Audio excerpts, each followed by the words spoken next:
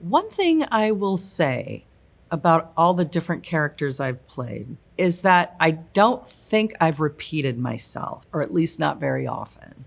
Hey, Hollywood Reporter, I'm Wendi McLendon-Covey, and today we're gonna look back at some of my scenes from TV and movies and just reminisce a little bit. Join me, won't you?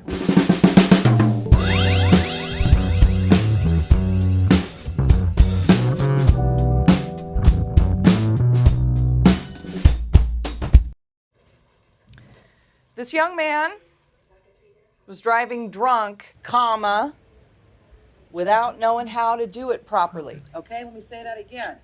I'm gonna tell you something that's pretty controversial. Some people drive better when they're intoxicated than they do when they're sober. Hi, my name's Deputy Johnson. I'm able to do such a thing. So that was one of my favorite scenes from Reno 911. First of all, putting on all of that gear, all of that Clemmy gear, you're right there in the mindset because I was totally uncomfortable all the time because I wanted her to be snossaging out of her outfit, okay, always. I didn't want anything she wore to ever fit because like some women, like if I can lay down and zip these pants up, I'm wearing them out of the house, okay? My day-to-day life, when I'm driving, what am I doing? I'm playing air guitar. Maybe I'm trying to wipe mustard off my pants, or I'm texting somebody, but I'm sure as hell not looking at the road. I've been doing this since I was 11 years old. I'm very good at it. It's like using condoms. Clemmy knows what she was doing at that age, and she was up to no good and was very, very advanced. So she's talking to them like they're equally as advanced and also had a strange upbringing. Like when someone was coming to our school to tell us, don't do drugs or don't do this and that, by the time they were done, that's all you wanted to do. They made it sound so fun. So Clemmy's here to just like, I assume you're all drunk or high right now. So let's work within those confines. You know, Clemmy, she was a special lady. It was an honor to play her. I believe we did that in 2 takes, all improvised. It came out pretty effortlessly. This young man was driving drunk without having practiced, so he would know how to do it right. I had a girlfriend, a former friend, tell me to justify her own drunk driving that she felt that she drove better when she was drunk because she was paying more attention. It's like, you are a moron, but I am gonna use that one day. But anyway, that was a really fun show to do. I'm glad I got to do that for as long as I did, and it's never been off the air. Being such a culty, weird show to begin with, listen, I was thrilled we got a 2nd season, let alone the fact that it's, I think we just had our 20-year anniversary or something like that. I appreciate a lady in law enforcement who still has her nails and a full beat, and fixes her hair every day, because that commands respect, doesn't it? So now we're watching a scene from Bridesmaids. So you don't even have sex anymore? Oh no, I have sex constantly. The sex is constant, but he hasn't kissed me in 5 years. What are you doing when you're having sex then? Constant sex, hasn't kissed her in 5 years. I personally patterned the character of Rita on just a mashup of different housewives, okay? Where she's always just dissatisfied. My character meets Ellie Kemper's character. It's like, oh, what is up with that optimism? Like she just wants to poke holes in it. Like, I want you to be as miserable as I am type of thing. I can't believe you've never been with anybody else. Just Kevin. I'm sorry. I just can't help but feel bad for you. You don't even know what you want. All improvised. We all kind of took care of our characters. But Ellie, in between takes, had some of the funniest information that I was in stitches. And believe me, sitting on that plane for days at a time, it is boring, okay? But Ellie and I would talk between takes, and she had all this stuff about, well, before my husband and I have sex, we read from the Da Vinci Code.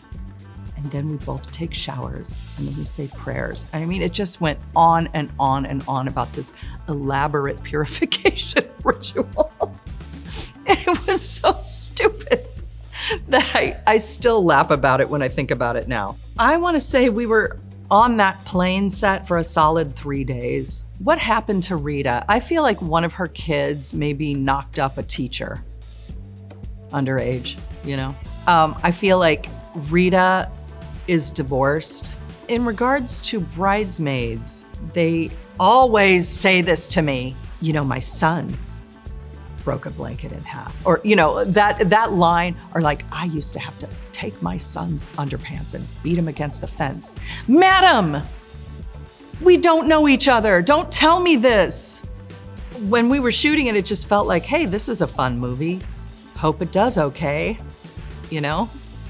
And I think one of the things that resonates with audiences is the fact that it's about friendship. It showed that women are a little more interesting comedically than we're portrayed. Now, why no one has been able to figure this out since, I don't know. I don't have the answer to that.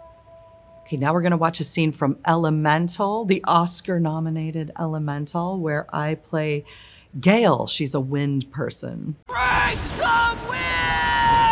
Hi, Gail. There's a game going on. This is my life we're talking about, not just some game. This is the playoffs. I dare you.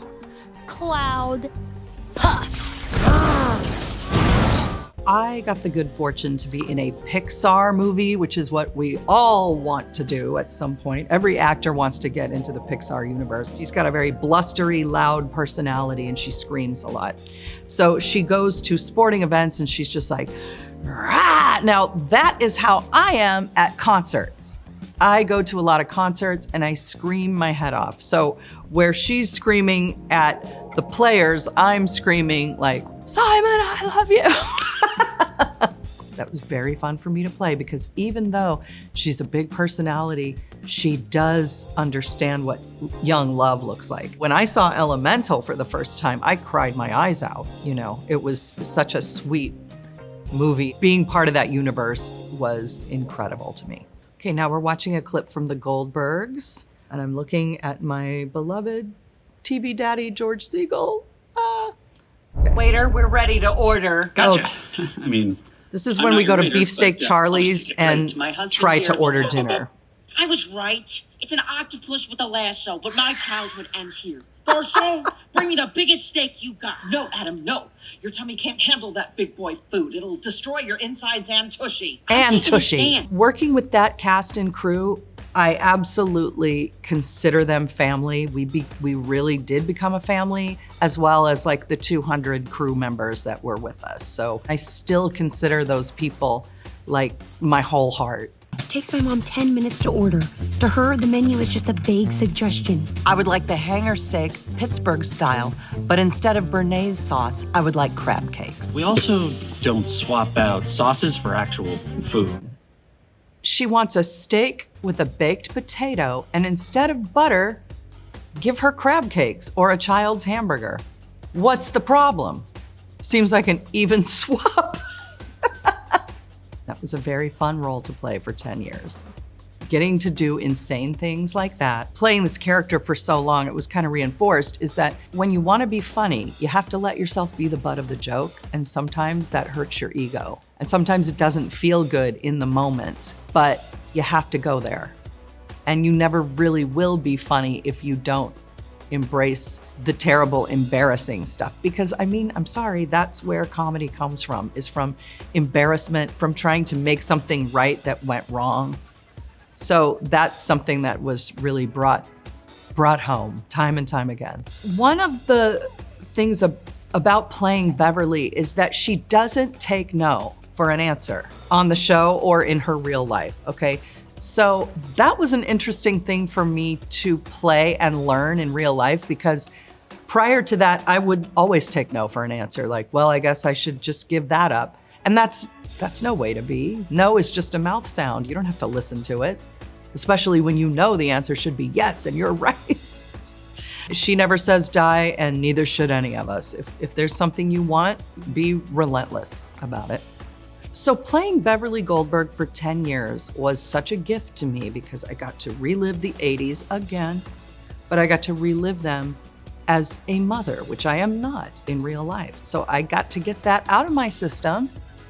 And coming back and doing St. Denis, I knew I didn't want to play another mom to that degree. I had done it to the best of my ability, and it was such a blessing. It was so much fun. They need to be replaced, not just fixed. Look, we just don't have the money right now for a whole new computer system. But we have money in the budget for your fancy 3D mammography machine?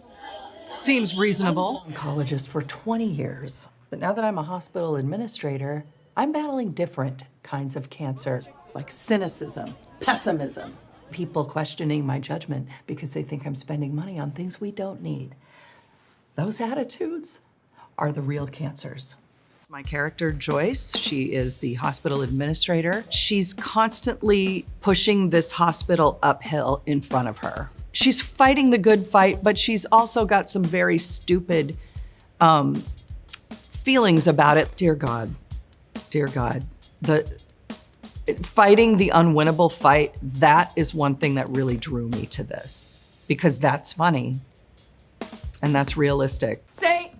Denis Regional Medical! St. Denis Regional Medical! No? All right, let's get out there and heal some people! That was improvised. The cartwheel was improvised. Our showrunner came up to me and said, really be a cheerleader about it. So to me, I took that very literally. And I was like, well, I was a cheerleader, so I'm gonna do that. That's how you motivate people, right? Because that's what adults like. They like cartwheels and pizza parties. I hope that Joyce has a couple of wins in our next season, because so far she has won nothing, you know?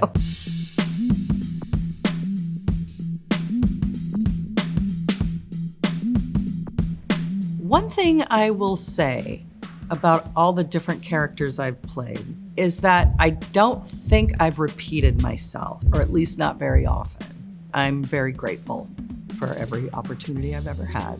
I am fascinated by shows that have never been off the air, right? That's something I pride myself on. Reno's never been off the air. Goldbergs will never be off the air. I'm hoping that for St. Denis. And the reason that's important to me is because I'm a comfort viewer.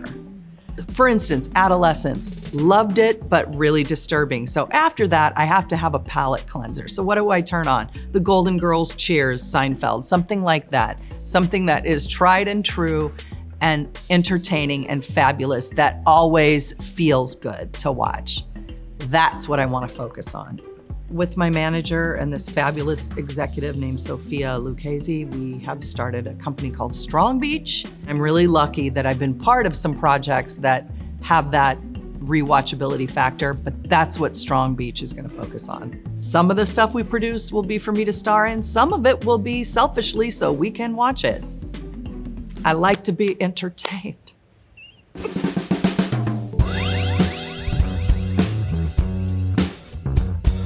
Thanks for hanging out with me today. I hope you've enjoyed reminiscing with me about past projects. Watch St. Denis Medical on NBC or on Peacock. And thanks a lot, Hollywood Reporter. It's been fun.